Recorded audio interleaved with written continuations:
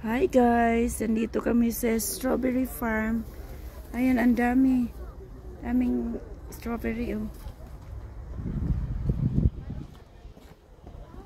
Yung 1 kilo nito guys, pag nasa labas na,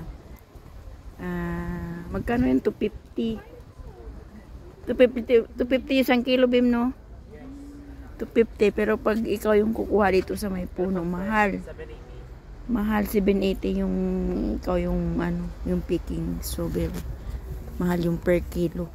Doon mga flowers. Dito na lang. Ayan guys, ang dami. Marami pa yan doon. Pasyal ko kayo dito sa family strawberry farm. Strawberry farm sa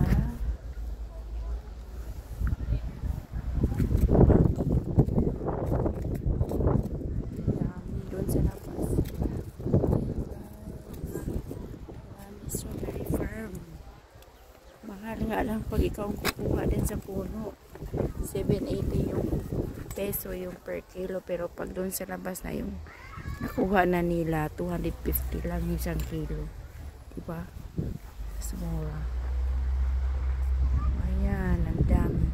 Hanggang doon yan. Mainit nga lang ngayon. Ayan pa guys.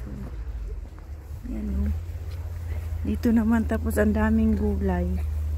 Ayan pa guys, ang dami pa. Yung mura lang yung pang chop suey dito, tsaka yung panghalo ng pansit. Yung isang bag nandun na lahat. Parang ano lang siya, dalawa 150. Bye bye guys. Thank you for watching. Tayo na, Bim? Sige, talon tayo.